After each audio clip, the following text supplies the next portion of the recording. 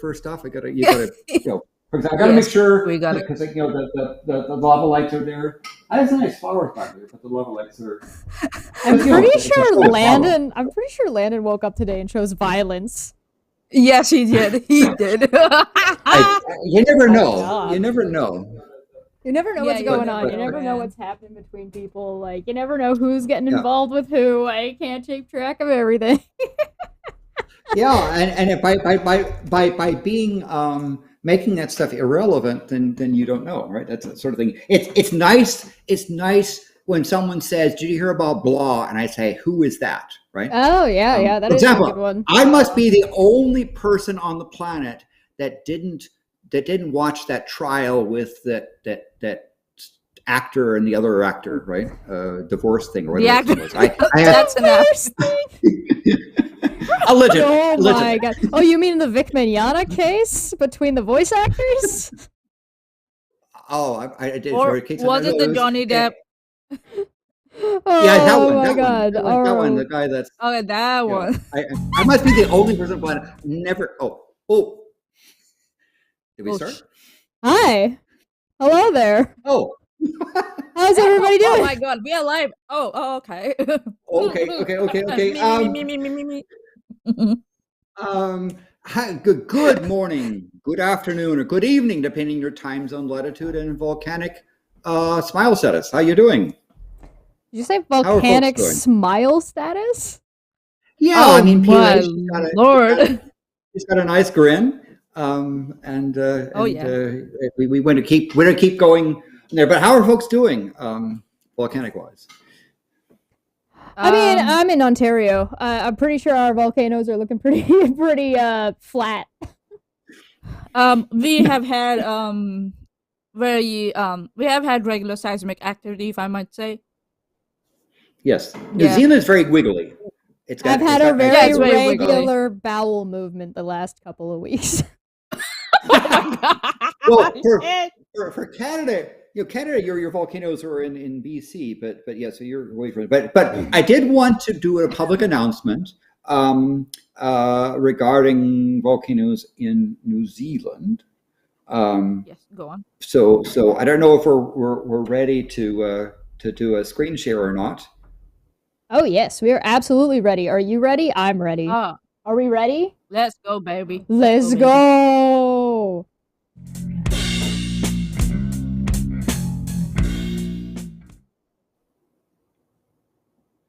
So it didn't switch. I didn't. There you go.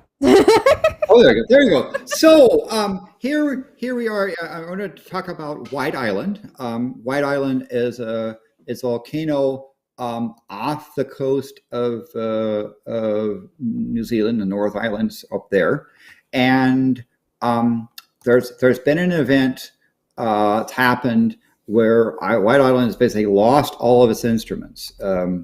They had some volcanic monitoring equipment there, but due to the acid in the clouds, that equipment degraded and it hasn't been able to be replaced.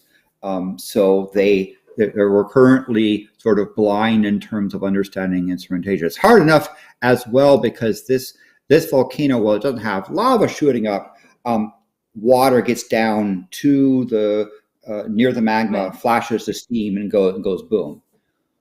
And so because we no longer have the instrumentation, I really recommend people staying away. I have no idea if the tours have stopped, but if I were a responsible government official, I would close off the island at this stage until we know what's going on. Yeah. But the White Island volcano has lost all instruments. Oh my goodness! Holy shit! Yes, and so we'll go back here, and so they actually raised the level to 2. It was at volcanic levels of 1. 0 is not erupting. 1 is it has indigestion. 2 is it's not erupting, but it could, right? So 2 out of 5. The bowel movements have started. Yes, sorry, you started it. I you do are not not blaming me for this. No, Landon started it. Sorry. It would be nice if they're able to put in instrumentation that's more hardened against acid.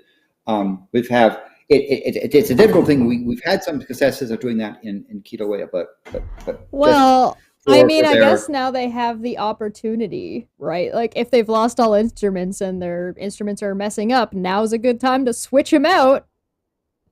Yes, and until they switch them out and get telemetry back in there, even so with the telemetry, it's notoriously it's like trying to predict a irregular geyser, right? But they can get some ideas if an eruption is there. So right now it's not erupting, but they don't have the instrumentation. So that's huge. That seems like kind of a big deal. Yeah, it's a big deal. So that's why it's raised to level of 2. But in this island, in this show, we concentrate mostly on the Kilauea volcano in the Big Island, Hawaii. Here's the Big Island down here. This big guy, and there's Mauna Kea, where the nice telescopes are. Mauna Loa, the biggest active volcano in the world, and Kilauea is sort of this lovely bump on the side that's probably one of the most active volcanoes in the world.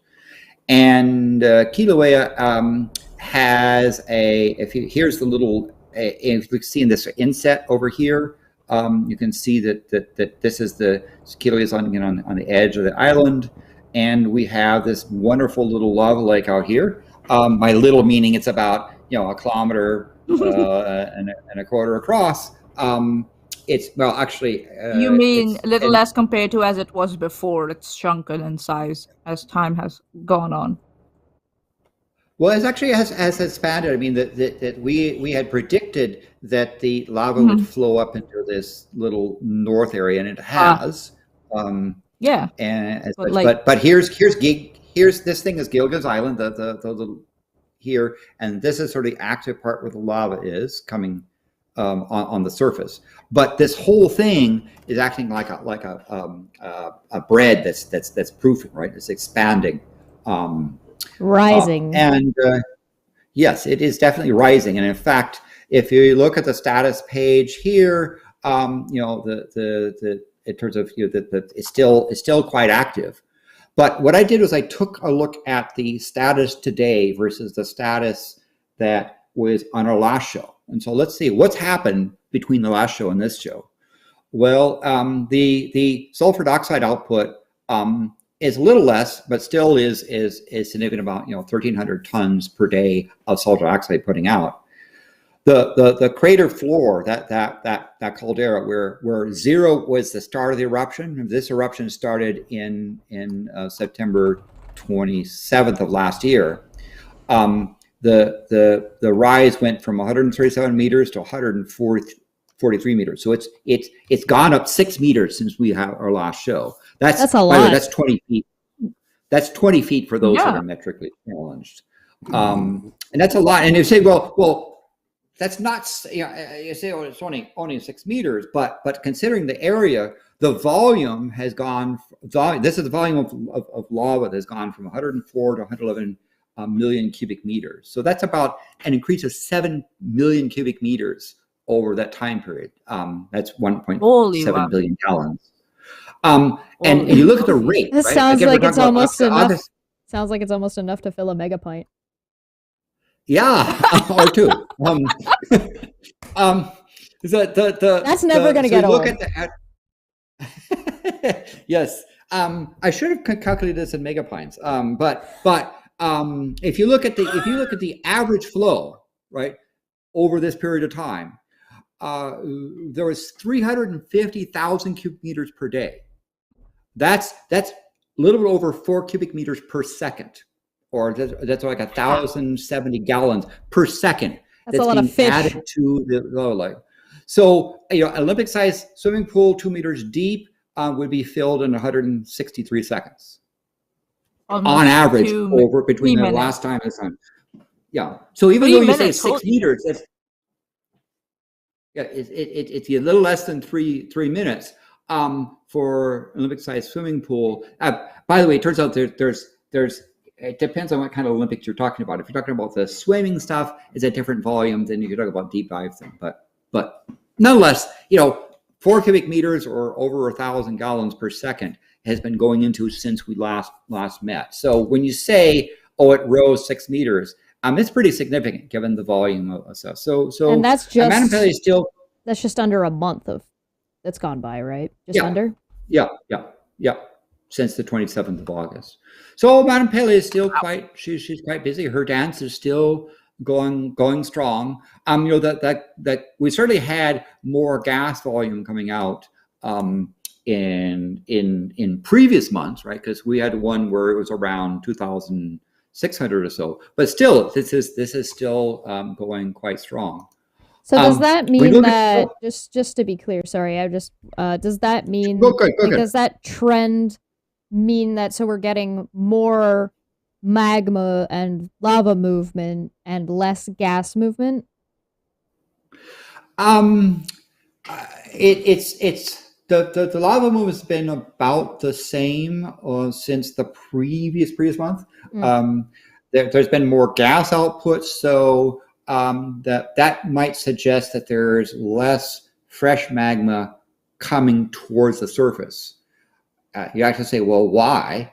And there could be several answers, many of them contradicting each other. So to say, oh, it's slowing down, right? Again, remember how much lava is coming into that lake now, right? It's coming at a pretty good rate. So it's not slow by any means. It certainly is not as vigorous as when the eruption first started back in September, end of September of last year. Right. But if we look at the tilt meters, right, and remember we talked about these inflation cycles, right? There it goes, deflates, comes on the bottom, and then inflates like this little sort of this kind of V type thing. And this represents what we think is a turnover of the magma underneath the lake, right? That when it starts to inflate like this, you've had a turnover, you've got fresh magma near the surface, it begins to gas out rapidly, and then that magma loses its buoyancy, begins to sag, and then it sinks in while fresh magma turns over. And so the rate of turnovers, right, here's been the last month, we can see these turnovers here. It's kind of like, think of like the mountain's heartbeat. When it comes time to say when is the eruption ending, one of the things they're going to look at is gas output, and they're going to look at these DI cycles. Now, we saw in our previous show, this month thing had fairly regular DI events. And in the middle of the month, it looked kind of like it was slowing down. Or if these are DI events, they're kind of small stuff, like it was having atrial fibrillation. I have a question. So you said that the amount of sulfur dioxide that's coming out has gone down. Is it something significant to note? Not 100 notes. 100 tons per day is not a significant drop. Okay. We've seen cases like in 2008 where it was in the 40,000 tons per day coming out, right? So it certainly has had more, but that's a matter of like how fizzy is the magma. Yeah. So is it like telling us? So it's a little less fizzy. Is it like telling us? Good. Yeah. So is it telling me that the magma is hardening, and so the sulfur dioxide is not getting the space it needs through the lava to escape, and that might get that because of the lava or the magma is hardening, that gas is getting trapped somewhere inside, causing like a pressure cooker situation. I don't know. On those bases. That's a good question, and there's other telemetry that suggests no. In fact, so we see these DI cycles, right? And so right now it's inflating, so the gas is coming out. So you would have found if you measured the gas at this rate when it's deflating, it would have been down. If you measure the gas when it's inflating, it goes up, right? So it kind of averages there. The thing was that there wasn't really significant DI cycles in the middle of the month. So it wasn't as gassy, but it had a really big DI event beginning of the month. And that was a pretty standard one. And it's back to being regular again. The thing, on the other hand, you look at is look at this graph. This graph is a distance across the caldera. They have 2 precision GPS units, and they're looking at what's the size of the caldera at the top? How big is it? And this drop was when the eruption started, and slowly has increased, but it reached a peak and it seems to have leveled off, in fact, sagged down. So why is so what I'm saying is that the mountain was expanding and the distance has kind of contracted, right? So why is the distance contracted? But slightly, right? We've seen contraction before it expands, so it's not as if it's going to fall in. It's not like this thing where the great 35.5-year eruption ended and it went boom and the whole thing caved in. This has just been a slight thing. Well, there's 2 ways that the mountain can sag in. One is that the magma has pushed up so much that the mountain is kind of stretched and it's falling in on itself slightly. The other is that there's less push, right? Yeah. So the answer is it's hard to tell. If there's less push, we should see over time the sulfur dioxide rates drop, right? So if we started seeing sulfur dioxide rates in the 100, sub-1,000, couple hundred tons to almost nothing, right? Then you say, okay, it looks like the eruption is winding down.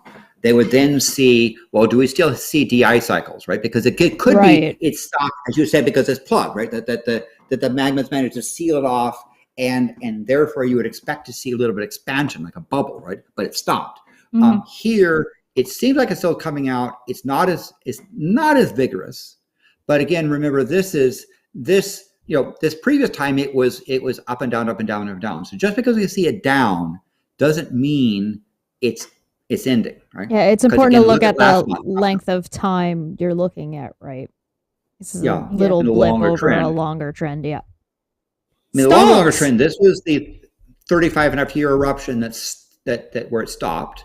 And we had that brief eruption back in December 2020, and then it restarted again, and you see it's kind of going up. So from this standpoint, it's not speeding up, it's not slowing down, it's remaining relatively constant.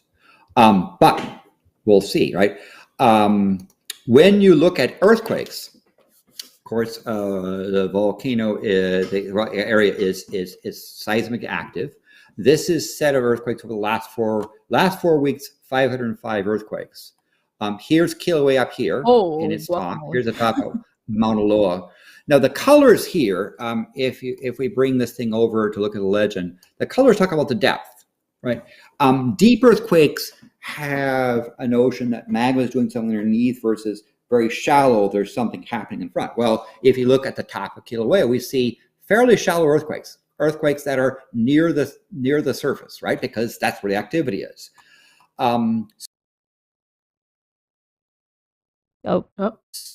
Represent very deep earthquakes in terms of depth. Why is it giving me in those units, SIL units? But anyway, it represents stuff. I mean, this is represent. So if we just say, I want to know about the earthquakes that are 20 kilometers or deeper, now we see it's this region where stuff is coming up. How much would a deep earthquake like that be felt on the surface? Is that something that we notice, or we tend not to notice, or is that just based on how big it is, strong it is? Shallow earthquakes are more noticeable for their energy than deeper ones, right? Okay. Shallow earthquakes can do more damage if they're big. Deep earthquakes, if they're big, can still create damage, but it's now the energy is spread over a larger volume. That makes sense. It's like squishing an ant. Yes. Oh God. But if you open palm slap an ant, you're not likely to kill it. But if you squish it with one finger, you're more likely to kill it. So if we look at less area, more pressure. Yeah, that's what it is. Yeah. Of the 505 earthquakes, 86 are deep ones, right? So if we get rid of the deep ones and say, just show me the really shallow ones, well, we see the really shallow ones are up here in Mauna Loa, and they're continuing to monitor Mauna Loa, because this represents magma doing stuff near the surface, right? And of course, Kilauea as active. There are a couple of quakes going down the spine. This is down that lava tube, but we think this is more of the island kind of settling. Yet, if you go a little bit deeper, you find there are still some more quakes that are deeper, deeper still. Is that what that tips you off that it might just be it's settling? Is because more of the earthquakes are lower down in that area? Yes. If the magma were on a move, right? If it had entered the tube and began to go down, you'd start to see piles and piles of earthquakes going down the line, right? You'd see this. You would see a line sort of as it comes out and at some point breaks out.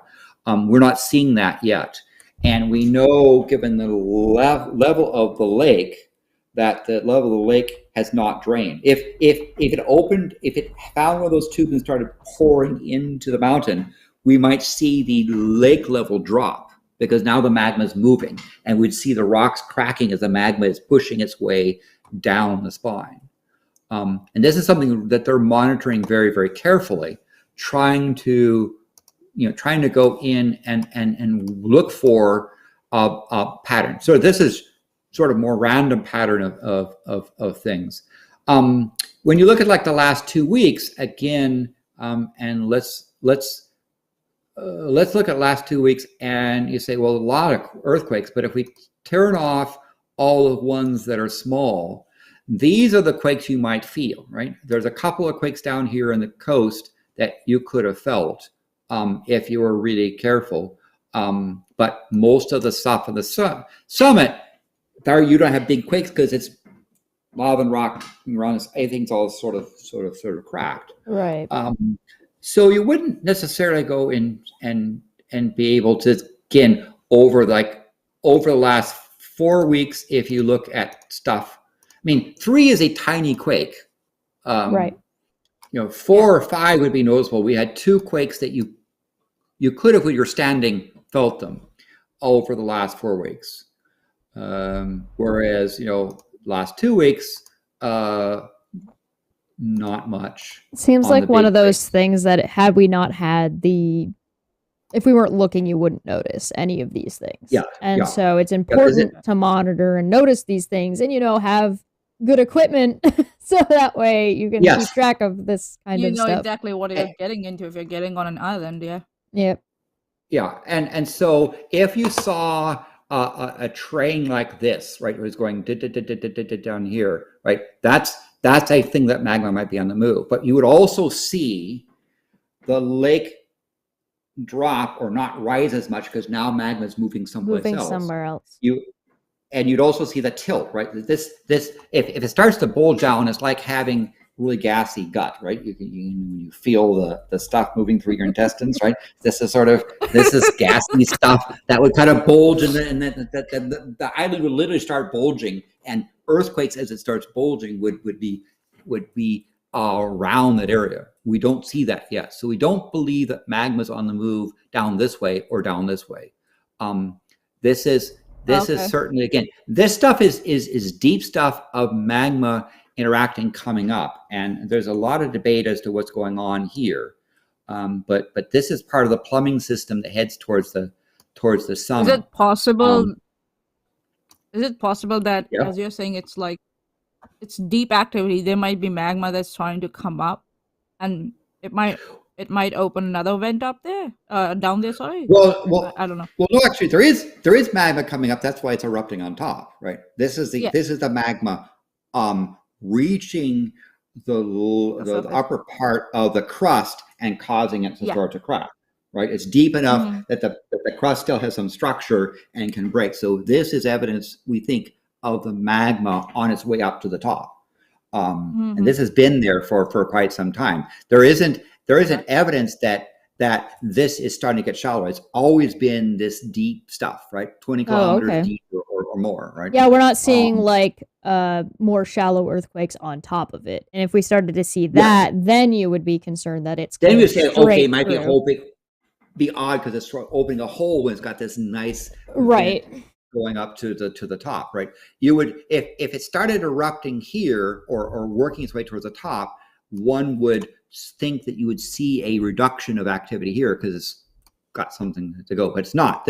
We think this is the bottom of the sort of hard crust reacting to the magma on its way up to the surface. So that's just like basically where it's going from rock to magma, where it's got like a channel where it's coming up from even deeper down, and that's just where you were starting to see where it's making that change. Yes. There's also this is obviously high pressure that deep, so there are other gases coming out of solution that might also be driving this thing. So there's another theory that says that there's a gas with a much higher boiling point that's starting to pop bubbles. Plus, you have the ocean crust is thin here out in the middle of the ocean, but again, we might be seeing the bottom of the crust that's actually hard enough to start cracking. Is there anything that says that the gas and the magma have to come out the same vent, or is it possible that one could come out one and one is coming out the other based on like their temperatures? You can have a place where gas comes out and not magma. Mm-hmm. Towards the end of 2008, that 35 and a half year eruption, most of the lava came out at a place called Pu'u'o, where it flowed. It was around here and it flowed towards the sea. And what would honestly that happened is that it poked a hole at the top at Halima'omau around 2003, but it kept erupting here and down here. And so what happens, the magma would come up to the surface. You'd have this lava lake that never got up on top and it outgassed. And so you had less gassy magma that would work its way down here and come out the side. Now, would that make it more safe almost? Because now there is no gas coming up with the magma, and the magma is maybe a little bit easier to see and avoid? It certainly made the Pu'u'o output have less gas, less vigorous, right? We thought that some point, there's times where the Pu'u'o vent would collapse and almost like would seal off. We thought like, okay, now you've cut off the hose, so it should start to expand and go fountain at the top. But it never did that, in part because the magma would just break open the hole again and reflow. So even though Pu'u'o here stopped for several times during that eruption, the magma kept outgassing here and coming out here. And the odd thing, the last time it happened in 2008, where the thing collapsed. Collapse we're talking about where the bottom of the crater dropped like 300 to 400 meters. Right? Oh wow! Down, right? And it was a big thing with a bunch of quakes along the side, and all of a sudden we started seeing earthquakes going. And you see earthquakes heading this way, and that famous eruption, it opened up cracks here and flowed out, and that's where it took out that cove and that the vacation home resort. That the big flow of almost a few kilometers came out at the end. So you'd think, hey, it collapses here, it sinks down, you've got this nice hole, why did you come up the top? No, it went downhill, down all the way towards the end of the island and flowed out here. That wouldn't have anything to do with gravity now, would it? Yes, very good point. And in fact, that's where when that thing happened, right? When you talk about where's our map? Here is a map. I was hoping didn't we have an eruption map here? Okay, yes.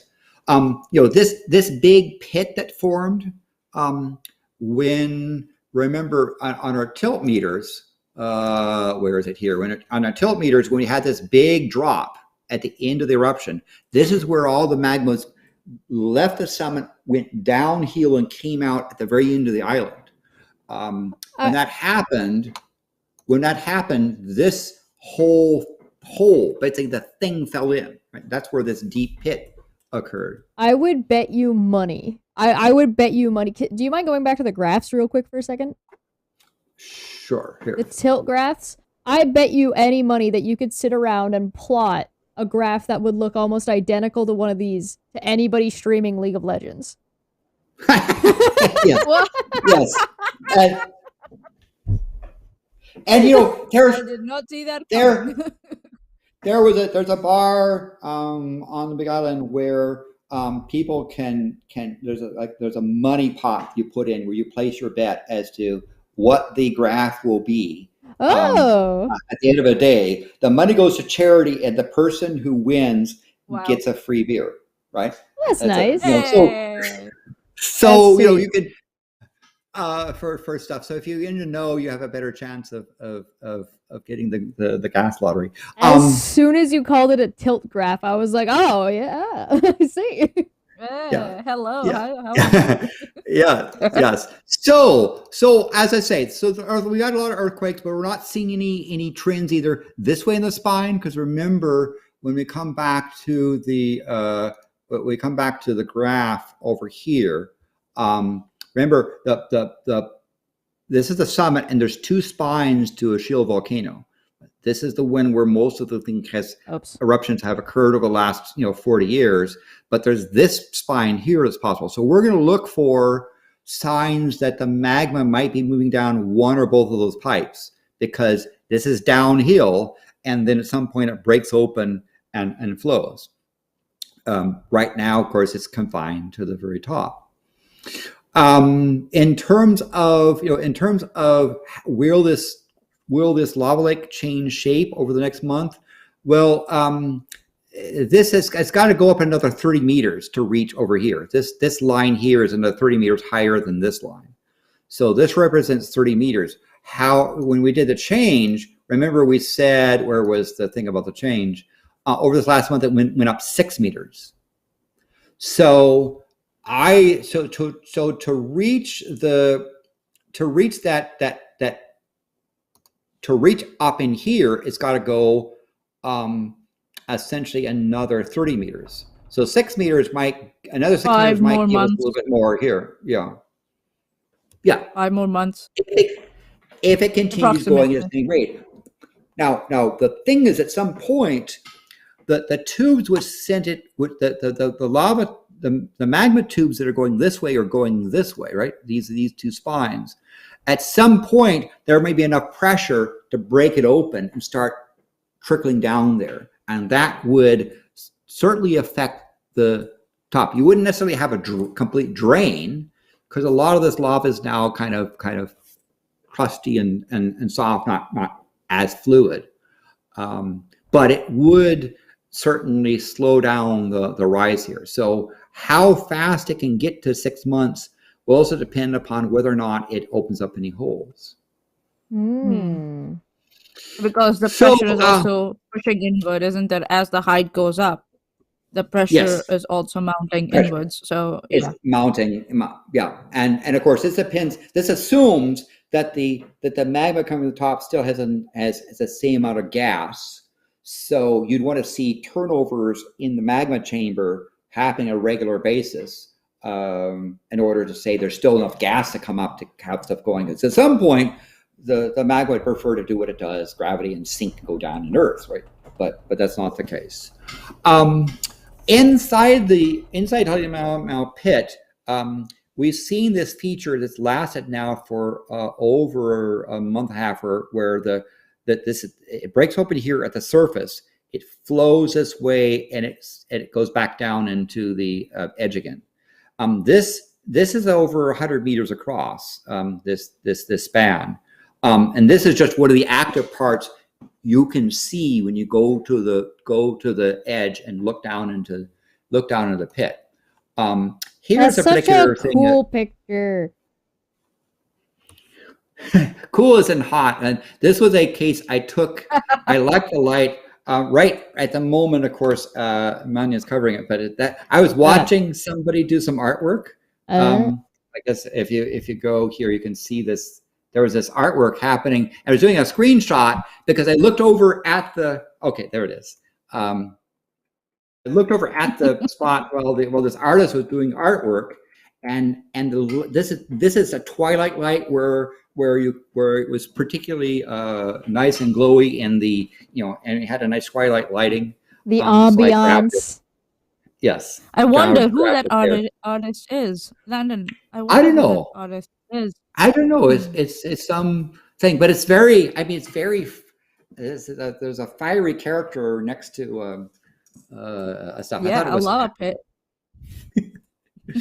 And this is the picture from a helicopter showing the Holy Maanyaa pit. Here, this area up here that we saw. Here's the thing in more detail. This area up here was the new material, like this.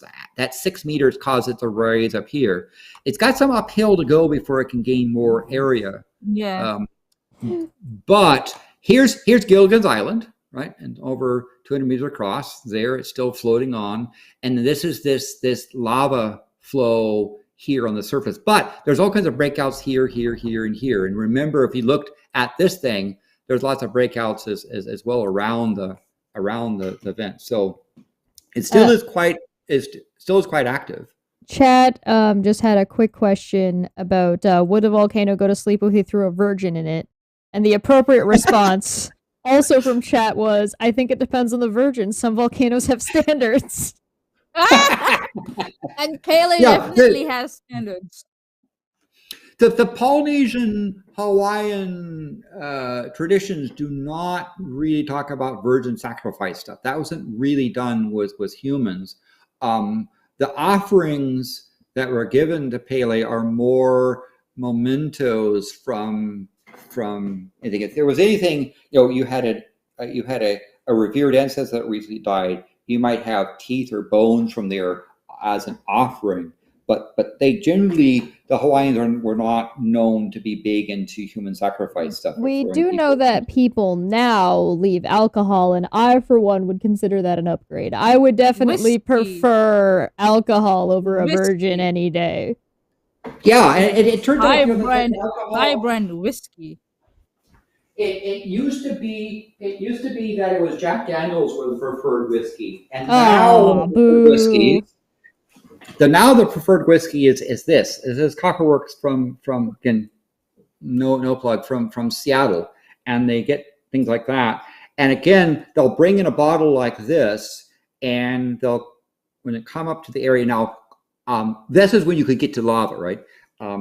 Right now, this pit is inaccessible by things that want to breathe, right? There's a lot of heavy gases that sit down here, not much way oxygen. In fact, the poor birds that get too curious come down here and they kind of fly around and they go boop. So there aren't people approaching this spot, but there are certainly pits and observation points where they get near it. But they'll take a bottle like this and they'll break it open and they'll serve it around to people there. They might drink about this much, and then they stick the rest. They might put some incense sticks in it and stick the rest there as an offer Pele. Because the tradition is that you show her you're giving her good stuff. That's what I mean. You're like drinking it and saying, oh, okay, I haven't poisoned it for you yet. It's the good stuff. If I can drink it, it's also sharing. It's sharing the same thing they caring. Might have yams. I'm too old for virgins. Give me the good whiskey, thanks. Yeah. There also the island grows a certain medicinal herbs. And Pele is known to smoke some medicinal herbs of various status. I don't want to get this channel demonetized, but I'm from Canada. I'm in the clear. You can bring up whatever you want about a certain medicinal herb. Yeah, but I want to say this is another thing showing another state here of that spot. Again, this is a small spot of the overall flow here. And again, you can see another case of stuff in this flow. It takes about a couple minutes for the flow to go here and come down here. It's kind of odd that it comes up and goes down. There's it's like a boiling spot in there. There certainly is lava underneath here, but this is lava that's hot enough to reach the surface. It crusts over a little bit and folds in on the side. It looks like a pancake. Yeah. Wrong. When you go to the edge of one of the observation points, this is what you see. And sometimes, of course, the lava is coming out here. The volcanic gas kind of hides it. Right, depends on which way the wind's blowing. And again, these little hornitos where the gas takes minerals up. The minerals kind of played out, and you get this little fragile tower of crystally stuff. That's sort of fun. But you can see there are certainly spots around the rim besides the big area where the lava is pouring out. So that this spot here kind of depends upon which way the wind's blowing as to whether or not you can see it. But at night, if you go there at night, then you're going to see the really good image, right? That at night you're going to see stuff like this, where the glow will come through the gas.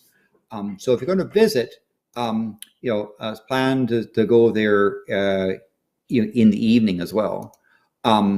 Again, here's another set here showing where the winds change. This is again from the overlooks, and it's a pretty nice thing. Infrared image again shows that there's plenty of heat there and other spots around there where the lava is close, thin spots. Now, I do want to point out and want to encourage people to consider visiting Volcanoes National Park. The way you do it is you fly into Hilo, the town over here on there. You get a rental car, and it's about a 40-minute drive up to the national park. There, very easy direct drive, and it's that Volcanoes National Park is actually a complex. This is the main Kilauea summit with outflows. There's also Mauna Loa and some of the other spots here, but the most accessible part is where Kilauean's activity going on. Are there any protected species in that area? Oh yes, in fact, one of the ones, the nini, is a flightless bird, flightless goose. That's the state bird. But there's a number of other species that are native to the area that are quite protected. And in fact, if this goose, there's lots of you can see some of them along the Crater Rim Drive. They sort of say, watch out for geese, because you can see over here, like, look at this. The national park would say, hey, check out wildlife and be nice to the birds. Here's showing the summit of the spot here again. Here's the crater. Here's Halimau. You come in a park entrance. There's Volcano House. There's a nice visitor center. There's all these overlooks. Particularly this one and this one are quite accessible, and you can look down into the pit. There's also this short, easy trail that also bring you to the overlook there if you can get from the other side. So there's certainly places you can see, as well as if you go down the Crater Rim Drive, you can go down the down the Chain of Craters Road where old flows go. There's really interesting flows, again, all crusted over because everything's happening up here. This is Pu'o, where all that stuff came out on the side for 35.5 years, but this is a really nice chain down to the ocean edge, and you go along really fascinating things of old flows. Again, the southwest zone here, this is where all those deep earthquakes are occurring. Here's the summit. This was a side area. There's some nice things. There's a nice drive. You can go sort of partway up Mauna Loa and get good vista site. There's there's a nice winery up here. There's coffee plantations, a bunch of fun stuff. Oh man, I just want to go on a trip with Landon to Hawaii and meet up with Maanyaa, and we'll go on like a big hike tour and do the whole shebang. Sure, absolutely. And there's nice, that's lava, old lava tube you can go through. Some good stuff here. Again, I do not have any financial interest in it, but one of the nice places to stay is Volcano House in the national park. It's a park going back to the mid 1800s. This was the place where Samuel Clemens, Mark Twain, wrote Roughing It. He spent time describing in remarkable detail the eruption. But it's a nice historic lodge. It has some really nice view rooms of the caldera. Oh you can my see God! their mom over there. Hawaii sponsorship Wow.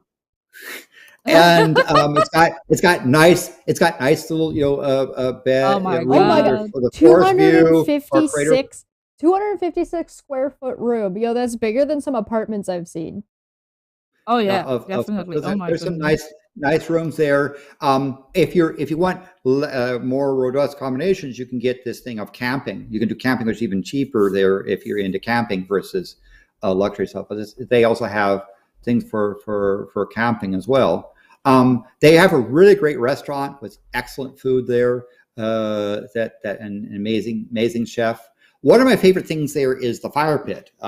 This fire pit has had fire burning in it since, for like 120 years. They keep the fire lit. There's some nice chairs there. So late at night, sitting with a book or your art tablet, just rocking the rocking chair and having the craters in the background, and the fire hitting this sort of stonework of Madam Pele there, and the fire pit is just a really nice way to chill out.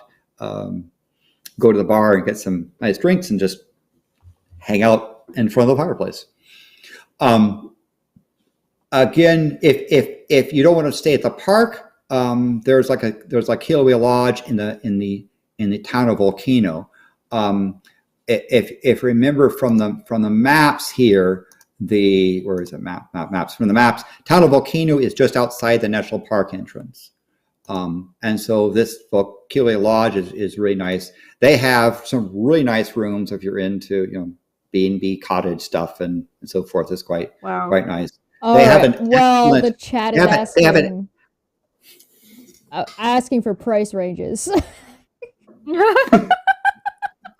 I mean, I guess if we look at the Kilauea Lodge, it kind of depends upon the set. So I guess if you say, stay with us and look at accommodations here, for like the standard room, right? This room here. Actually, let's do the book now and see what happens, right? The rooms range from about $285 US a day. Those cabins, if you're doing camping, are like $80 a day. That's actually not bad. That's not bad. Yeah.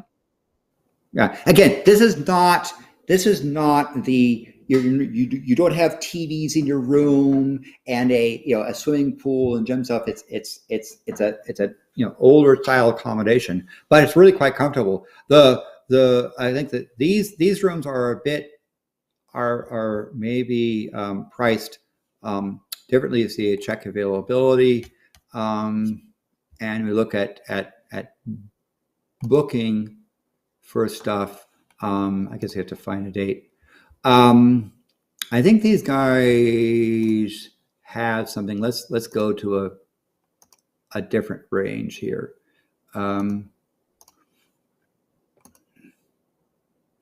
And so we're seeing things. These are around $1,000 a night. Well, no, excuse me, 200. That's $266 a night, right? Oh, this is for 4 nights, right? Yeah, and that's on over a weekend because you picked up Thursday. Yeah. They also have this has a really amazing dining room with a great wine list. So even if you're staying at the park, going out and check out some of these restaurants in the Colorado Village. Here's the park, their town of Volcano, and where the visitor center is. So this is again another place to go. Again, do they cook hangi there, or is the cooking concept of hangi? Yeah, they have a lot of native dishes there. So there's a like what God, we're in the menu. No, you can't do this to me. I haven't eaten yet. So like what they do in like in New Zealand is they have a concept called hangi, where what they do is they what do they do? I think so wherever there's like geothermal sources, they dig out a pit and they put all the food in, and then they cover it with coal. Yeah. The first layer is coals. They put the food in, and then they put another layer of coal, and then they'll close it. Do they do that there in Hawaii? Yes, yeah. So they call them, those are called luau's, and it's the same Polynesian thing. They have the fish that's wrapped in the tea leaves, and they've got the yams that are cooking with it, and it's in a fire pit. They'll take a pig and roast it with a whole pig inside there. That's a bunch of stuff. Yes, that is like, oh my God.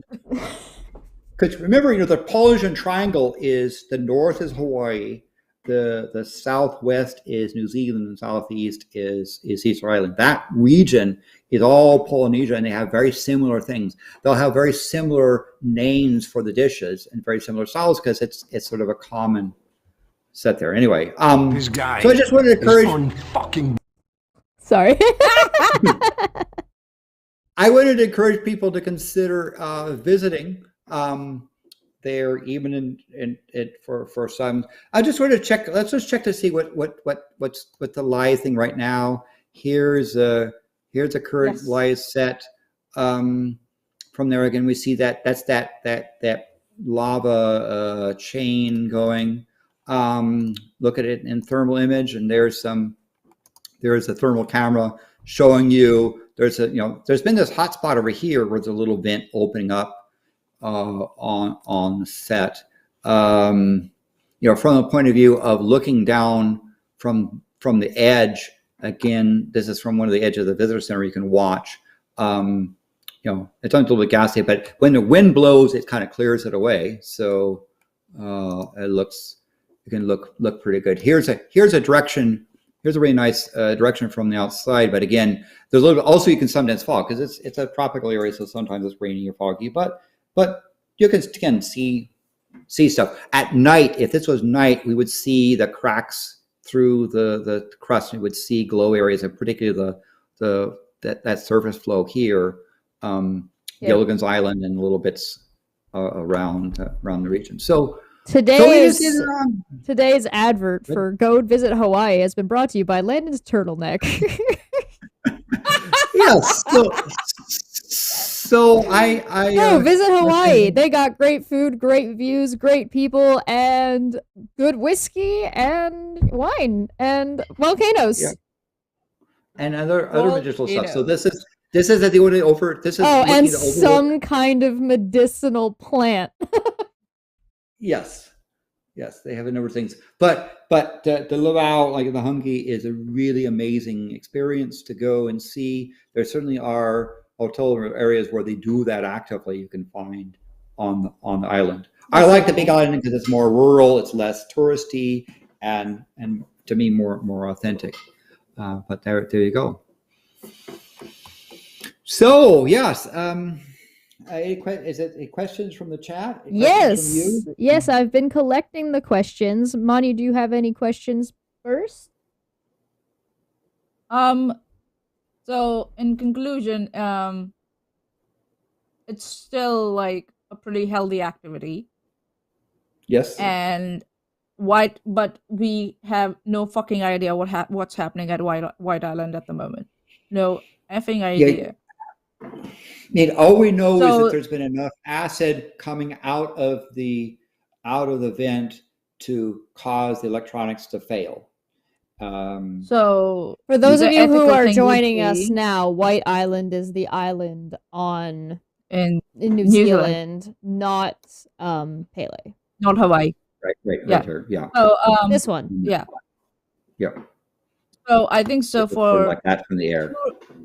For companies who are offering tourism and guides and transport facilities to that area, the ethical thing would be to wait till you get the instruments back in there and to figure out what's going on. And I think so that's what they will do. They don't want another tragedy to happen there. The last time a tragedy was occurring, they had not had telemetry for quite a while, and they were blind as well. So I don't know. Oh, wow. I mean, you might. I don't know what the government is doing. What the government is saying when we don't have instrumentation, stay away until we can get it back. reason why they can't get it back is that there are geologists that are not anxious to go up to a potentially explosive situation and put instruments there, right? So I don't know how they're going to resolve it, and I don't know if it's particularly acidic. I know that in around Kilauea, instruments have to be serviced on a regular basis. Earthquakes and acid and so forth will cause things to fail. The thing is that they were starting to lose instruments over time. So it wasn't that they had one instrument, they had a collection of instruments put around the island after the last tragedy, and they started losing them, and there wasn't a push to replace them actively. And now they lost all the instrumentation. So they're currently sort of blind, and so they have to. On a tourism website, they have said that to ensure the safety of locals and visitors, there are currently no boat tours or helicopter flights that land on the island, while visitors cannot set foot on the Fakari or White Island. Scenic flights are still available, so you're like at a considerable height, and you can still view the island. Yeah. So you views at sea like this, right? This is what you would see on a plane or helicopter going by. Boats stay well offshore at a safe distance. But again, responsible tourism would say, that there and hopefully what they can do is get a new class of instruments there. Maybe the instruments can be hardened better, but also as they start going out, they should be going back and replacing. You don't want to lose. You want to go blind, because if you go in blind, replace this thing, or have to take a chance to put the instruments in place. Shesh, I'm going to put a picture in our in our group chat in Discord, just if you can put it up, please. Other questions? Yeah, we have a question that is in Tree Feline asked, is the size increase of the caldera until eruption correlated to a given amount of magma, and thus the volume lava for the lava flow ? So she's talking about this distance measurement, which is across. We're talking about this graph here, the distance measurement. And just to give you context in terms of the graph, there's an instrument somewhere over here, instrument somewhere over here. So we were talking about the span across the top of the mountain, and so they're asking, does this correspond to the how active it is? And the answer is somewhat complex. Right. For example, if we look at what happened leading up to the beginning of the eruption here, right? It wasn't erupting, and the thing was expanding, and then it broke open and collapsed. Why? Because a lot of magma turned into lava and came out. So it rapidly ejected. And in fact, the early flows that were in the beginning of this eruption were quite spectacular in terms of the volume of stuff that's coming out was truly staggering. And so you saw the run up to the eruption where the thing started expanding and accelerating, and then it broke up on the top, and because so much stuff came up, it sunk in. But now it's been re-expanding as the eruption goes on, right? So this drop is not necessarily because it's slowing down. Sometimes drops occur because it comes out. This drop here 5 years ago was the end of that 35.5-year eruption where the summit collapsed. So it can drop because of an end eruption. It can drop because of a beginning eruption. Generally, when you see a drop, a lot of magma has moved quite rapidly towards the surface. When it drops, because so sometimes it expands and rapid expansion is getting you there, and it breaks open and then it sinks in. So it's complex a bit, but generally you see it drop at the beginning of an eruption or at the end of an eruption, and you see expand generally as it leads up to an eruption, but sometimes it can expand during an eruption. Pele she's kind of complex. So again, look at this graph. Here was the end of that big eruption. We had that mini eruption here, and this is the beginning of the new eruption. We saw a blip, and then this steady climb. So will this climb reach to a spot? Will, is next month, will this thing be a resumption of expanding, or will it start contracting? It remains to be seen. Generally, if it's on a steady climb, you kind of know what's happening. When you start to see the inflections, you step back and say, hey, maybe something is changing. So this puzzlement of this little dip, in the grand scheme of things, you can hardly see it. So in some ways that may not be significant, but if the trend continues, then it might be. So I pulled up Maanyaa, what Maanyaa wanted to show real quick. Ta-da! Oh, yes. So this is a thing about the eruption alert levels, and White Island was at 1, which is minor volcanic rest, and most likely it has the potential for getting water down near magma and having those flash explosions. They brought it up to a 2, which is because they don't know in terms of risk. 3, 4, 5 is actually active. So Kilauea would probably be at a 3 right now. Oh wow, okay. Oh yeah, right, because it's undergoing an eruption, right? And there's hazard near the vent, right? Don't go down into the lava lake because you'll die. Don't go swimming in lava. Yes, yes. Listen to professionals. Don't take legal advice from YouTube lawyers. The usual. Yes, if you can see, get a PR person. So this is what the island looks like. So that's Sky Tower, that's in Auckland. That's at a height of 328 meters. And if you compare what's the total height of the island, it's 800 meters. It's kind of like it's most of it is submerged underwater, like almost 95% of it is underwater, if I might say. Yeah, so most of the mass is underneath. Yeah, it has reached the it reached the surface some time ago, and most of the activity comes from that little lake level in the center where water can get down close to where the magma is sitting. So I take it that my answer was not quite correct. So you want me to reread the question? Sure. Yeah. So other people can. Let me rephrase. If you got a volcano in rest mode and take a baseline, compare that if a volcano starts eruption and the amount of lava flow after eruption. Also, George, don't go chasing lava falls. Yes. Yeah. So you're talking about a volcano is not erupting, and you look at the baseline and it's about to erupt. Generally, you see that baseline expand because the magma is causing things to stretch. Then when it starts to erupt, if it starts to erupt vigorously, where there's a lot of stuff coming out, then you tend to see a contraction at the beginning of the eruption. So a volcano not erupting, baseline about to erupt, generally that baseline begins to expand and accelerate, like you see in this curve.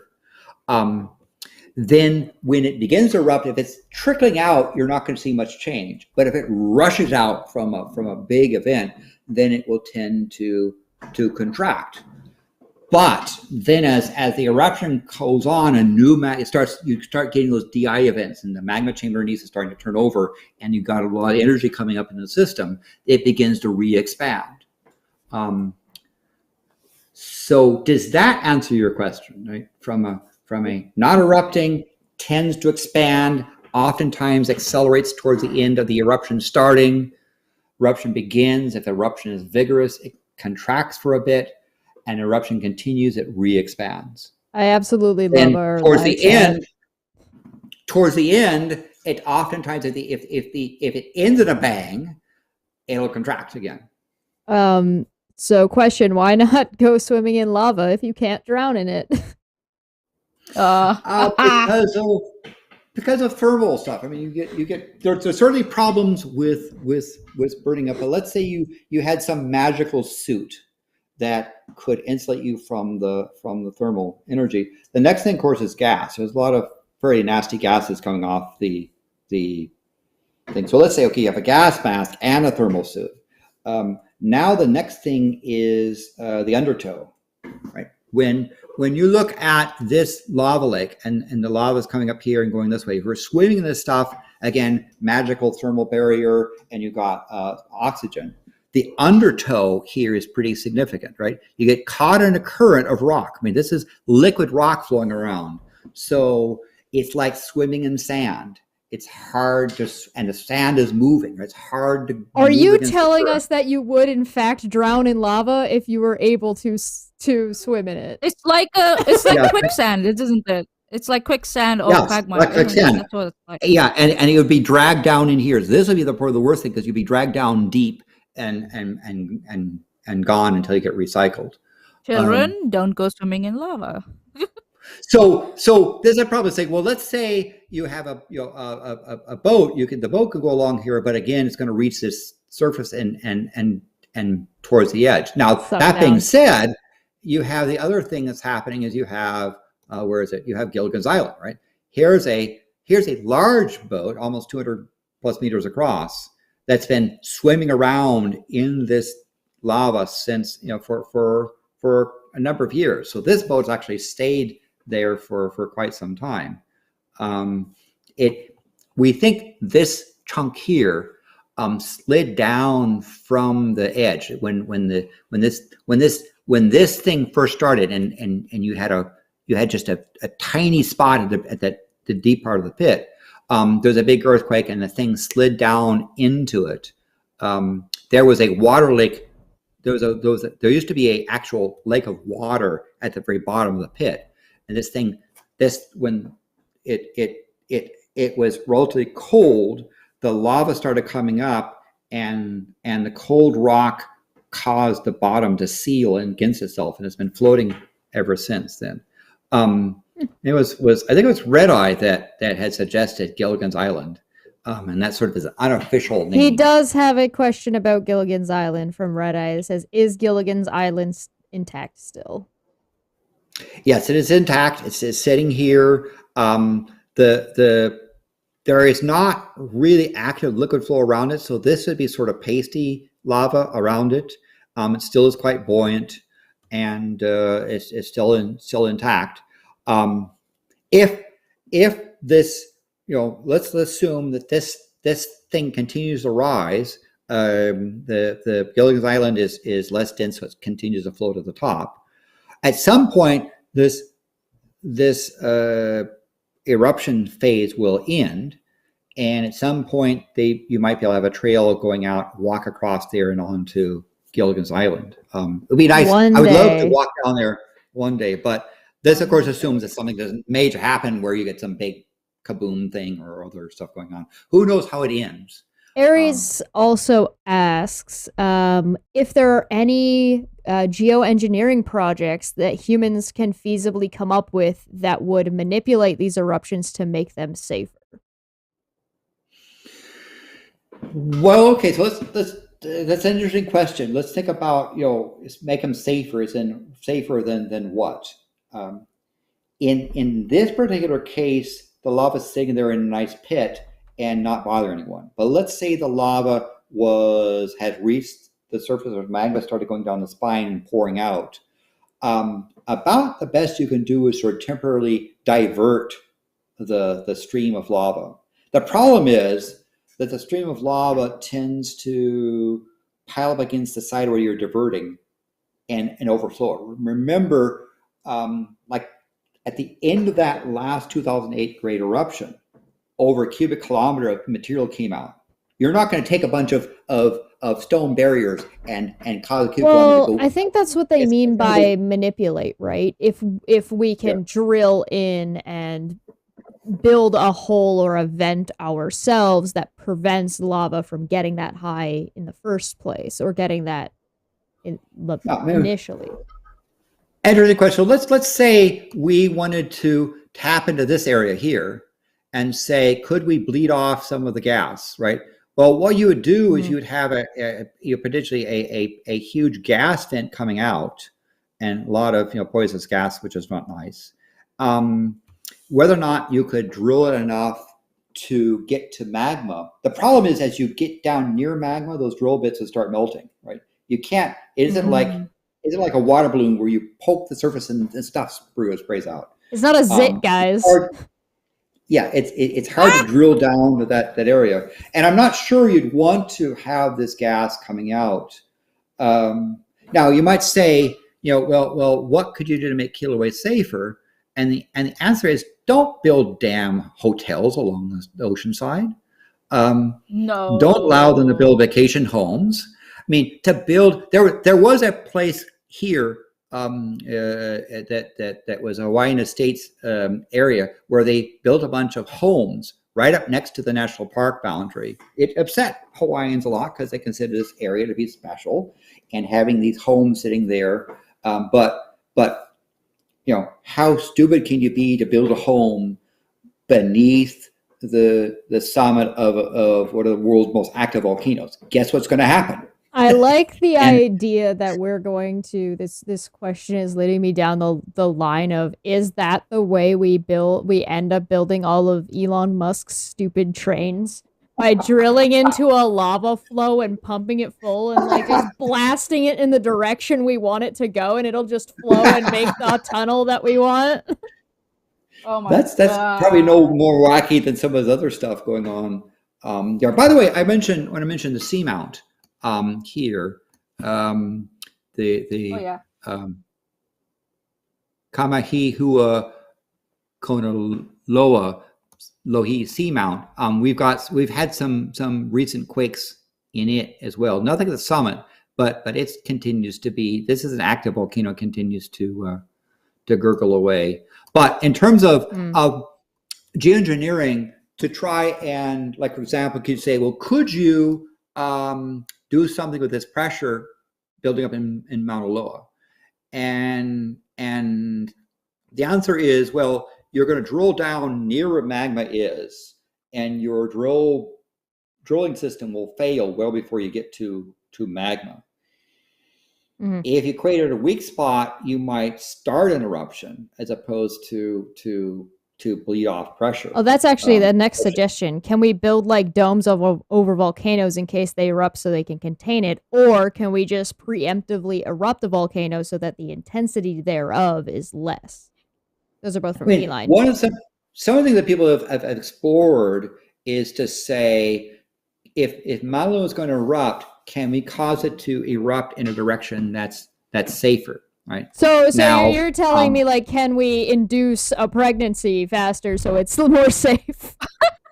I mean, part of the problem, if you look at let's go back to Hawaii, on the map of Hawaii, right? And if we look into here, Mauna Loa has ability of its own eruption to go lots of places, right? It tends to, let me go up here. It tends to flow in any number of directions, right? For example, in 1983, Hilo that sits here, the lava went from near the surface down almost to Hilo in a matter of about 2 days. It was a very rapid flow. When Mauna Loa erupts, it makes Kilauea's eruptions look like child play. I mean, typically, volumes that come out of Mauna Loa have been recorded in the millions of cubic meters per hour. Right? Yeah. When it flows, it pours out. Now, once it starts flowing, it's very hard to stop that much lava doing anything. Right? Even dumping water in it, because the ocean can't stop it. Right. Pissing on it isn't going to just do anything other than evaporate its piss. So Calvin pissing on a volcano. Yes. Benthoven, no relation as couldn't Superman just drop a frozen lake on an erupting volcano? Or is that scene in Superman 3 unrealistic? Yes, it's unrealistic. So disastrous. Yeah. It's amazing. Yes. It is as unrealistic as the Scientologist Xenu and the Thetans. Yes. You thought if you thought that DC Universe having Superman fight Zod in Metro City, Metropolis, was a bad idea because Superman wouldn't want to cause that much collateral damage. It's got nothing on Superman 3 dropping a fucking ice lake onto a...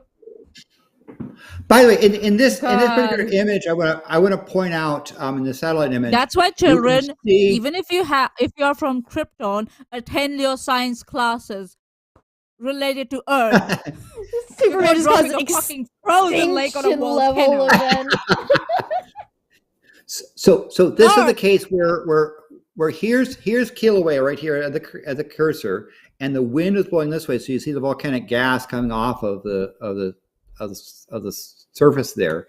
But in the case of Mauna Loa, if it's erupting, if you said, hey, let's not send, we don't want to risk it going down towards Hilo, so where do you send it? Well, in a case like when Samuel Clemens Mark Twain wrote Roughing It, he was staying here at Volcano House, Mauna Loa was erupting here, and the lava went all the way over to this part of the island, right?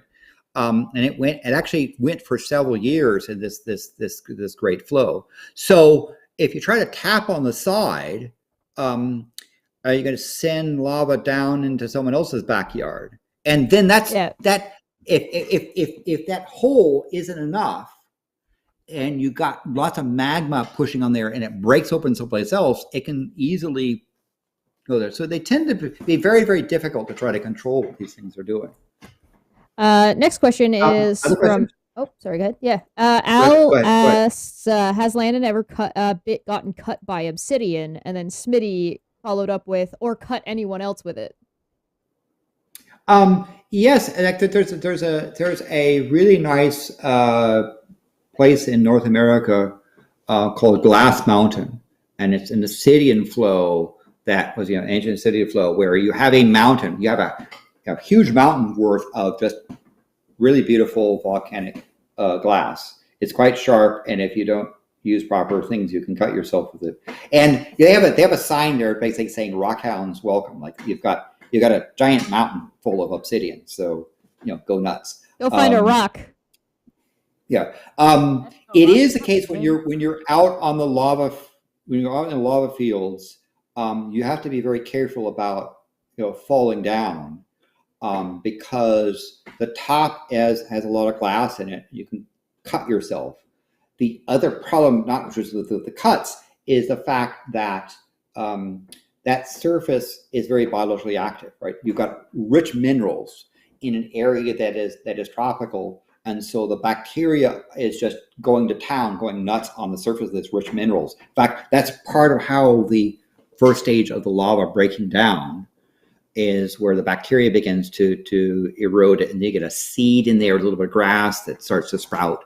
But if you fall down and get cut, the problem is that you can get in really nasty infection because the whole place is sort of giant petri dish. So you got to be quite careful. And in fact, you're better off covering yourself as much as possible, even though you're in the middle of the tropical stuff. You want to bundle up because you don't want to get cut and get into an infection. Yeah, that would be no good. You need very good shoes. Yeah. Aries asked, "Why does lava always behave like hot water in movies?" Because Hollywood prefers the drama over the science. Volcano's not dramatic enough. Or they haven't figured out the science of flow with lava, isn't it? It's kind of not easy to replicate that. Water is very easy to replicate and observe and measure, isn't it? But lava, yes. You put something in it, it's gonna burn away and melt away. So you can't figure out, the viscosity, and it's dense, or I don't know. And it's viscous. It's very dense, very viscous. Yeah. I think it also has. I think so. That's the reason. It might also have something to do with what people are familiar with and their expectation. And meeting that expectation, because when you present something to people that is not necessarily as... So when you put somebody in front of Jello, you kind of expect how Jello is going to behave. And so you put somebody in front of a non-Newtonian fluid, they're not necessarily going to, and it's representing a gelatinous cube, they're not necessarily going to understand what they're watching. That's why I had the issue with the Korra, the last with the Avatar. I'm going to get snowballed for this, but lava bending was introduced in the Legend of the Korra, and I had a lot of issue with that because it's like, that's not how lava works, buddy. I was so angry. I was like, come on. That's the real problem with the Legend of Korra. Really good point. Like, when you show this to somebody and they say, oh, that must be lava, right? They think, oh, there's lava, there's lava, there's lava. Like, no, this is all lava. Yeah. People don't realize it happens to be glowy red because it's dark enough you can see the glow, and because the lava is moving enough that it hasn't frozen. But literally, when I'm there at the visitor overlook, and people are seeing this, and someone comes up and says, well, where's the lava? Right? And looking at it. Say, it's there. Well, why isn't it red? Well, okay, I can go and zoom in on one of these spots here and show you some red stuff and some red stuff over here. But I think so that they're not asking the right question. It's like, are you asking for magma or are you asking for lava? That's the two very different things. So, isn't it? You're not going to see the magma because by definition, the magma stuff is underground. But when you say when you see red glowy lava, the lava has to be moving fast enough that it doesn't crust over. So when lava, you have a waterfall of lava, when lava is pouring down the side of the thing in a nice rate, it starts to you get nice glowy bits, but then that stuff crusts over, freezes over, and so you get a tube. Well, and so if you look at the spot about the lava tubes, that's the problem that people can see. So yes, it doesn't look like. I think the reason you run into this problem isn't entirely based on movies telling people, trying to portray something that they're going to understand what's happening and why it's urgent, but also that people think lava's like that because of movies. So it's a problem that is they're both the same problem, that are both caused by themselves in like this circle jerk of like, well, people expect lava to look like that because of movies, but movies make lava look like that because people expect it to look like that in movies. So it's like, how do we get stuck in this? Yeah. So and when I've taken people on tours, like I took this famous astronomer and his wife. Just after he was part of getting a team getting a Nobel Prize, and I took him on as a congratulation to him on a helicopter tour over the lava fields. And before we left, I showed them pictures of what like this and say, this is what lava looks like. This is what fresh lava looks like. This is so they understand, and they're not just impressed with, oh, here's a little hole where there's a bit of glowy bits, but you can see what lava looks like, right? Obviously, this is not down here is not lava. That's rock. But again, if you set the expectation to begin to see what's happening, you then get a better thing. But I've talked to people that went to the park, went up here, looked at this thing, and said, I didn't see any lava. Right? Of course, they don't know what they're looking at. But there are people that show up and they go on Hawaii and they say, well, where are the volcanoes? And you say, well, you're on one the entire mountain is volcanoes, right? So I'm only here for the geese. Smitty's got an interesting question. Please. Ask Landon how hot lava would be to flow as fast like water. Would it be easier if it was surrounded like whipped honey? Okay, that's another question. So part one of the question: how hot the lava would have to be to flow fast like water? It's good. And where will you find that kind of lava? Well, probably the hottest lava you can find on Earth is at Kilauea. And so one of the things you see when you have lava that flows, you want to have lava with relatively little silicon. it's going to be relatively little sulfur, right? Things like sulfurs, those compounds tend to make it, as indication, tend to make the lava more pasty. You want it more liquid. So basalt, magma coming up through the ocean plate is tend to be much higher temperature and much more fluid. And why do we say that? Well, when you look at something like this kind of shield mountain, right? This shield volcano where you get very, very gradual flows. This is because the lava comes up and it flows very, very fast. When you get the giant Mount Fuji or Mount Rainier, you got this nice pointy bit, that's where the lava is very, very thick and it tends to pile up, as opposed to the shield volcanoes like this where it's very, very, very thin.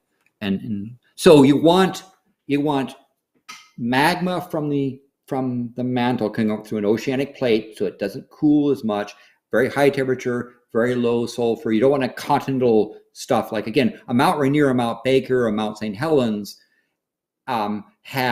is really remelted continental rock with all kinds of sulfur stuff. You get the stinky mud explosive, but the lava that comes, yes, and pasty, and those volcanoes tend to be cranky. It looks like it's sticky. Kilauea, there's, you can smell sulfur, but it's relatively light, and the flow tends to be higher. The temperatures, some of the hottest lavas measured on Earth, tend to be found in places like Kilauea. Temperatures approaching, they found lava temperatures approaching 1500 Celsius there. The problem is when you get to the point where you say, well, could you get it hotter to have it flow faster? At some point, you have some compounds start to vaporize, right? You go from, okay, I've got really liquid rock, but it's such high temperature that now you get rock vapor coming out. Right. And so when you get super high temperatures, now you get rock vapor, and rock vapor you start really having the process gas coming out, and you get rock fog and so forth. So it sounds like it would almost need a different sublimation consistency of atmosphere. Yeah. Because yes. sublimation does something at higher temperatures. Yeah. So you want to have a high volume of lava coming up from the mantle in an ocean, so that it's high temperature and that volume is going to allow it to minimize the crusting over. So when at 2008, when it came out the end of the island and had that giant flow, you had very, very thick things that were, they had lava flows like 50 meters thick of stuff, and that thing was flowing like crazy. And you had lots of glowy bits there because it was going so fast. Still, it as viscous as rock. It still is liquid rock.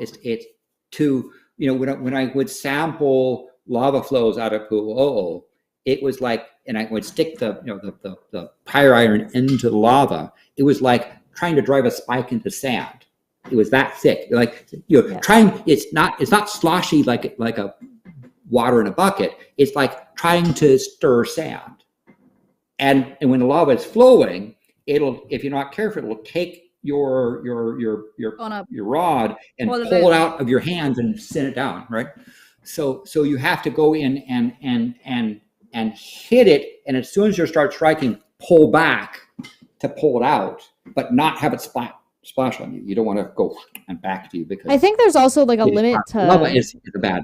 There's a limit to language, right? There's only so much language we can use to describe things. So the reason why we use water as a comparable to lava is because we use words like flow. We use words like pull and splash, but it's not.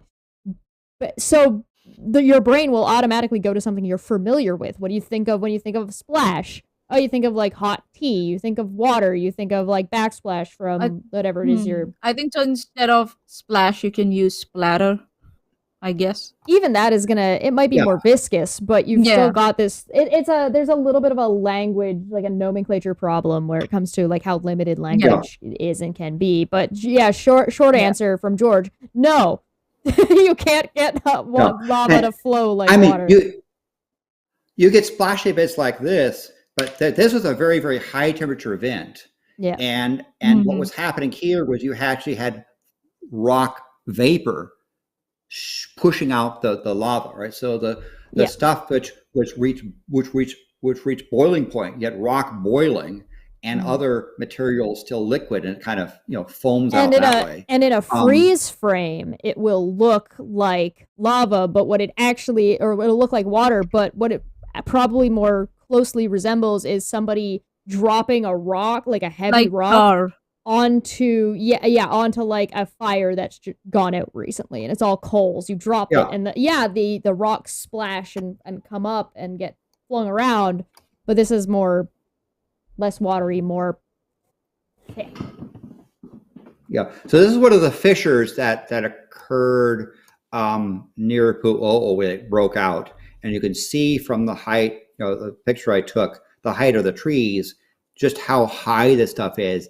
And these blobs here, I mean, these are large boulders.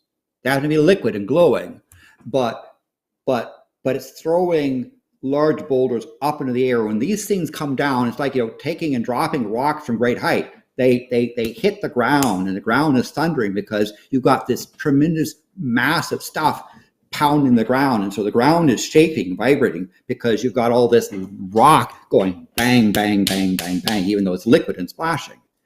Now, because this area of the world is some of the wettest in the world, it takes a lot. The vegetation doesn't instantly burst into flames, right? It takes a while before the temperature starts to wear away. It's more similar to acid at first, and then it'll start to light.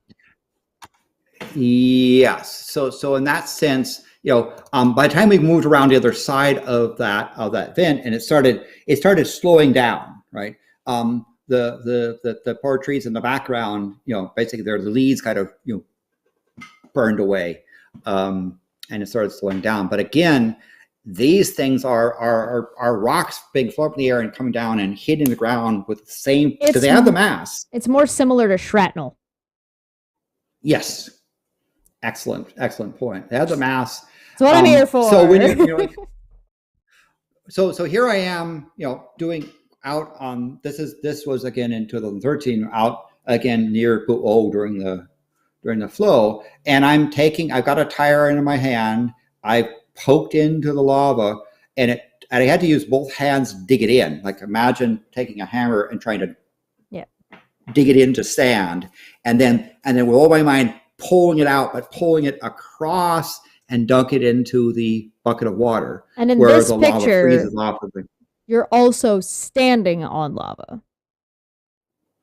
Yes, although this is fairly this part it's solid. So this is the previous lava flow, so it's there, but there's lava underneath here. It's kind of springy, kind of bouncy, right? It's like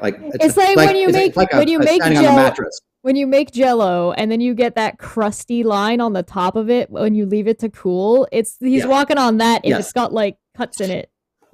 Boing. Yes. Boing, now this was an older flow, probably several months old, so it's hardened, and then the pressure from underneath causes a crack.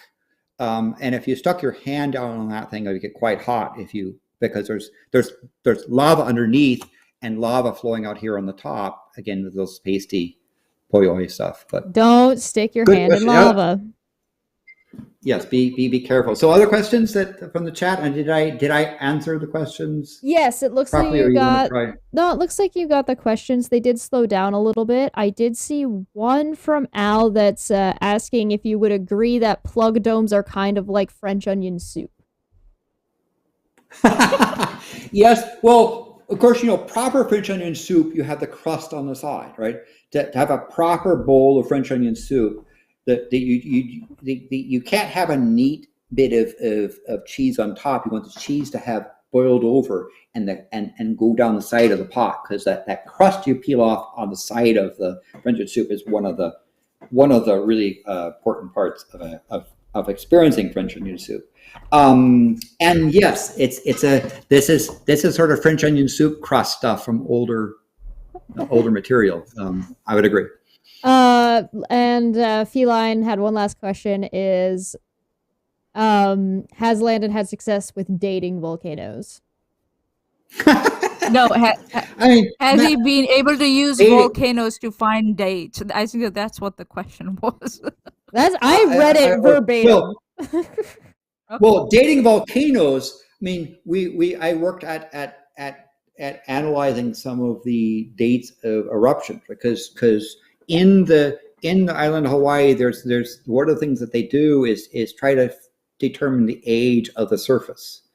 And there's a lot of study about when you have fresh lava to start hardening, to try to say, well, how long ago was this rock liquid?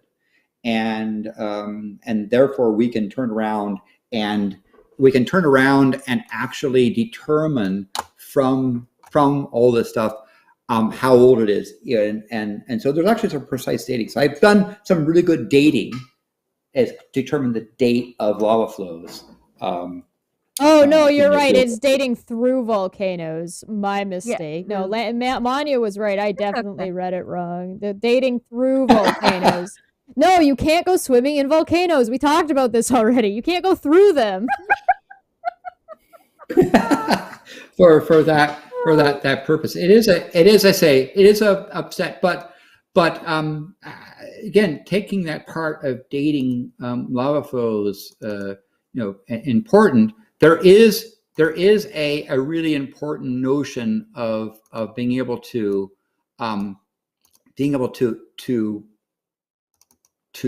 date materials. So for example, if we look at this spot here,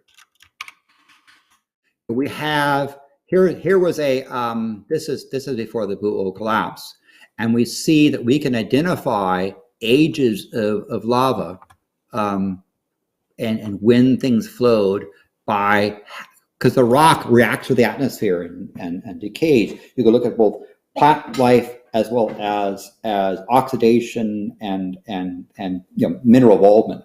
So we can get to the point of understanding very precise dates of materials that occurred, and so this is a dating thing. Very. But here's a period when you had the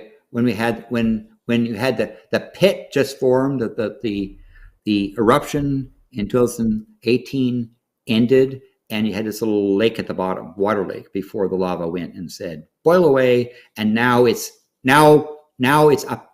This was the height. Now it's up to about here, right? So this series of this pit, how much is filled up there, and so who knows, right? So next month, let's prediction. Do you think that next month Pele will be more active or less active? I think what's going to happen is we're going to see like a little bit of a divot, and then it's going to get really active again for a little while to continue that upward trend where it dips down a little bit and then up. And Maanyaa walked away from her computer, so she can still hear us, but I think I think we're professionals here. Anything for the chat? So question is, will the eruption rate slow down? Will it stop? Will it be about the same? Will it pick up? Next month, will we see? Because we have the stats of the change from where is it? Here, right? We have these stats, right? So, kind of question is, will the lake continue to rise? Will the volume rate continue to be as much, or will it go down? And by the next month, by the next time we meet. I think that I would suspect, I mean, this is just me. What do I know, right? I'm just kind of going off of what I'm looking at and what I've learned from these streams so far. So I don't have a whole ton of experience, but it kind of looks like it might dip down a little bit next month and then start climbing again. Yeah, I mean, sort of continue that upward trend where it goes down a little bit. So I think it'll go down a little bit more and then it'll pick up. So I concur with you. I think the next time we meet, the lava lake will have risen. Yep. It might have risen by about the same amount. Remember, as it rises, it expands. It gets harder for it to rise. The surface level, right? It's going up like a martini glass shape. So as it goes up, it goes out.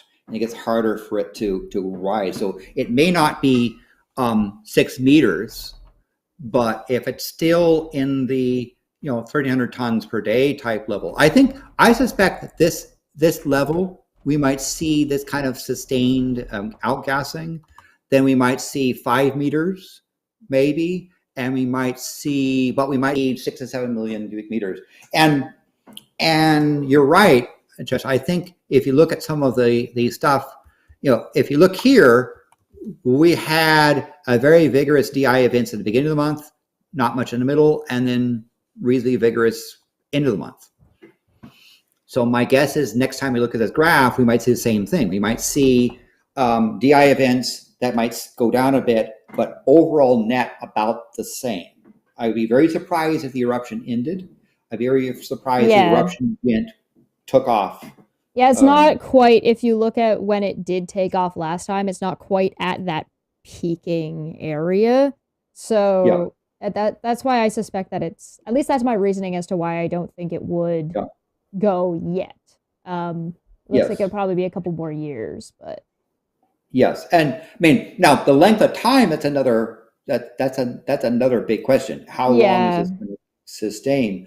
I think, it's hard to say how long this eruption will last, right? We had when the big eruption ended and it collapsed, we saw it expanding again. Wasn't erupting, and all of a sudden it came out. We thought, oh, here's a little bit of stuff, but it stopped. This mini eruption didn't go for a long time. So when it started again, we thought, oh, another one of these short eruptions for a couple weeks and then stop, and it keeps going. Yeah. So Pele there's a joke that Pele basically takes your prediction and tosses it into the lava, right? Yeah. Hindsight, you can see things, but it's hard to predict. During that 35 year eruption, there were many times where people say something would happen. A giant pit would collapse and lava would stop flowing, and people say that's the end of the eruption, and it would start. You keep going, right? So, but again, I'm predicting that the eruption will be at about the same rate. The gas rate will be about the same rate. It may not rise as fast because it's harder for it harder for the surface to rise as it spreads out. I don't think magma is at the case where it's going to enter in one of the tubes and start draining yet. The predictions from the chat are more active and more eruption from Aries. Mm-hmm. April thinks it'll dip out, that it'll dip out for years after a month. And Aries says it's going to go and get up to 9,000 tons a day. And thinks that it's building up to a big eruption soon. And by the way, that thing about the 9,000 tons a day and a big eruption, that's entirely in the cards. The way you would argue about that is to say, well, let's look at the earthquakes going on, right? And when we talk about where is it over here with the quakes, right? The continued magma activity here says there's still magma moving towards the surface. That hasn't stopped. And so that prediction is also entirely in the cards. Plus, the other thing that might suggest that is this little dip. If this dip is indication, it's that the top of the mountain as a drum has stretched and begins to collapse in because the magma is pushing out. That could indicate a greater flow. Yeah, there is absolutely something to be said that looking at these charts are actually completely looking at the wrong information, and looking at the charts for the deeper earthquakes is where people should be looking. Yeah, but then the other question is how much of this magma is heading towards Mauna Loa and not Kilauea? That's another question. Yeah. So what I'm hoping people do when we do these sort of monthly events, if they watch this and watch the next, is you begin to get the idea about the pattern, the rhythm, what the instrumentation tells you. It's hard sometimes to be absolutely sure, well, next month it's going to do this, but you begin to see stuff. And what I'm hoping will be nice is that when there's a giant shift in the telemetry, because either it's going to rev up or it's going to stop, right? That's another interesting phase. Eruptions go through phases. Yeah. Right. The 35-half-year eruption had over 40 phases where it went into a different mode. So the current pattern that we are seeing, it's probably a mistake to assume that this pattern is going to go on forever. Right. There's going to be at some point some change in the mode of stuff because stress is stretched, or stuff is slowing down, or stuff is speeding up. But Landon, if it's not like that, how could you possibly know that there were volcanoes in the past? Were you there? You could ask Kent Hovind and his. Go talk to Dapper Dino and Bent Hovind about it. They'll tell you all about that. Bent Hovind, no relation, but seriously, no relation. It is. You could hindsight is gets to be pretty good, but future stuff is there. So when Hawaiians ask, am I in danger? The answer is probably not in the near term, but continue to monitor this stuff and to get to know the rhythm of the mountain. This is why it's so important to instrument a volcano. That's why they want to get the instruments back on White Island, because you need to have enough of a baseline to get the idea about its rhythm. And when the rhythm changes, something is up, right? We know right now what's happening. Magma is coming up through the tubes, coming up to the bottom of Halemaumau and pushing up the dough and popping out of the surface spots. When we see a change in telemetry, the change of behavior, then you kind of step back and say, okay, let's see what's happening, because something new. Are we going into a new phase, or is the eruption ending? Is that new phase more vigorous or less vigorous? Who knows? Well, that's what's fun is a watch and see. So I hope it's fun to guess and take bets and get a free beer. yeah. Support a charity for stuff. And there's and also I say a volcano house. That's another thing people do is also for gin and tonic, where you go and you place a bet as to what the tilt meter will be at midnight the next day, and the person gets the most closest to it gets something rest their bets. If ever anybody is doing that with me, I'm constantly at least a 45-degree angle. We should look at wrapping up. Maanyaa, got anything going on? That time of the month, next Friday. Maybe Miko will join us. Maybe. Oh my goodness! If she does, I'm going to be stoked. It's been a while she has been on here with us, so yeah. Also, I'm working on a script around the whole Vic Mignogna, Rakita Law, GoFundMe, and the IOLTA rules and regulations in regards to that, because I'm just raising a fair question, because if you're raising like $201,000 in GoFundMe and a law firm is the beneficiary of that, but you're using the client's name and using his fans to collect the money, the fans deserve the receipts. And under the IOLTA laws, I think so far as I have read, the lawyer is supposed to issue invoices to their clients. To their clients before they can deduct the money from the IOLTA. It's a what do you call it? It's a kind of a process. It's not a process. It's a where you keep, it's a fund where you keep the money for your client. Oh yeah, it's like its own account. Yeah. Is it like an escrow or something like that? You're saying? Or no? It's a retainer. It's on retainer, right? No. It's that they are safe holding the funds for their clients. A trust fund. Trust fund. That's what it is. Yeah. Ink Boy got it in the chat. Hey. So, but when we look at Vic Mignogna's testimony, when he was deposition, when he was deposed, he said that he was never issued any invoices. He has no control over that fund. And he was paying for everything. And Yeah, and he trusts his lawyer. So I'm like, but if he's not issuing invoices to his client, he is in violation of the rules of the IOLTA. So I'm kind of coming up with a script around that. Just state the facts and say, I've requested Rikita Law publicly by tweeting to him, and also I've sent him 2 messages privately asking him if he can point us to the right direction where we can find the receipts, but I've gotten no reply. So I'm just like, what's going on? So just a concise little thing, maybe 3 to 5 minute thing around that. So she says that's that, and then it's gonna be 30 minutes. And it's going to be like this and this, and that clicks there, that gif of that always happens. The guy looking at like all the things are attached. He's just going crazy.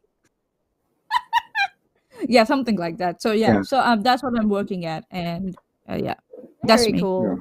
What about you, Landon? What do you got going on? Wait, for the record, I deleted my GoFundMe account back in May of 2020 due to a policy disagreement, or a disagreement with what GoFundMe was doing. It's an internal geek thing.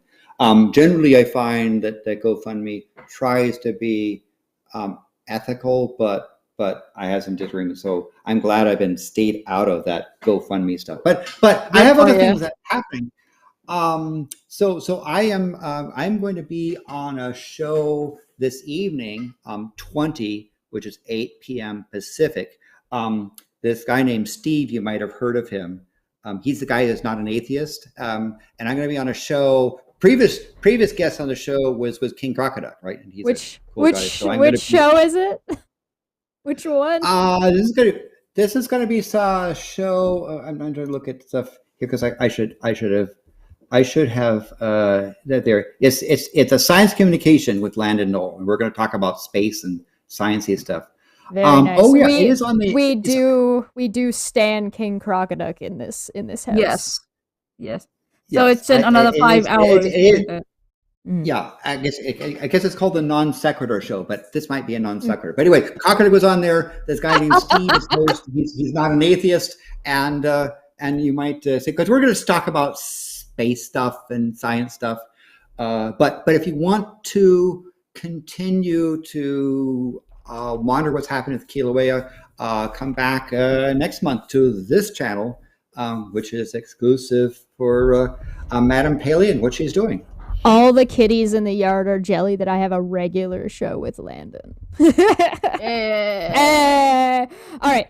As for me, I actually also have a script that I've been working on with about Vic Maanyaa, but it is about the PR situation and how he might actually be able to help restore his reputation, or how he might be able to actually, fix some of the problems that he went on. Because I thought it was a little bit unfair to sit around and pick on him and tell him he needs to get a PR team and not tell him sort of what his PR team should be fucking telling him. But yeah, we're working at that. But yeah, we absolutely love King Crocoduck. Notice me, King Crocoduck senpai. Absolutely. That dude is fantastic. I've had the pleasure of seeing what King Crocoduck looks like, and I tell you, he lives up to his moniker. So I'll just leave it. He lives up to his moniker of King Crocoduck. You can't do this to me. but yeah, so check out that channel, and again, come back here next month for the next thing, and we'll see just how inaccurate we are in predicting what Pele is going to do, because she's going to do whatever she wants to do, whether or not we like it. So she's her own lady. Yeah, that is one of those situations. There's absolutely one of those situations where it's like, whatever is going to happen, and we're just going to have to watch, listen, live with it, and maybe we can do better in the future. But again, continue to subscribe to this channel, support, click the like button, because links below. If you watch this stuff over, I guarantee if you watch this stuff over a couple of months, you begin to get you begin to see the pattern that Pele's in, and then when something changes, you get even more excited because like, oh wow, look at that happen, right?